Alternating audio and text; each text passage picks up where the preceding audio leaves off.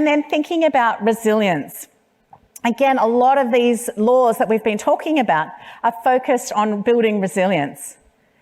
So if we look at resilience, it's the ability to spring back into shape or to grow stronger over time through challenging events. So resilience isn't something that we just do on a Monday, right? Resilience is something that grows over time. And so we've been talking a lot about our organisation's responsibility. And I believe that resilience is sort of like two sides of a scale. So on one side, we have to have that proactive organisational investment. But on the other side, it's also up to us about our choices around our own mental health and well-being and the boundaries that we're setting in place in our own lives. So if we look at the cortisol cycle, we can see there's a stressor which causes cortisol, which causes the body systems to be impacted, causing all of those symptoms that we talked about earlier.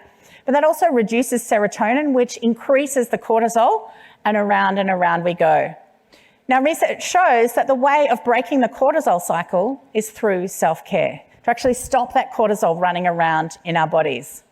And when we talk about self-care, people think, oh, I don't have time to go to a day spa, or I haven't got time to take a holiday. My annual leave isn't coming up for ages. But what we need to get good at is thinking of self-care in these 5 categories: the physical, emotional, mental, spiritual, and then a little one for indulgence as well. So for example, every morning I go for a walk for half an hour. I'm covering off physical, I'm thinking through the day, preparing myself mentally for what's to come, praying, I'm meditating, and then it also feels a little bit indulgent that I'm away from my kids for half an hour. My husband has to do the preschool run.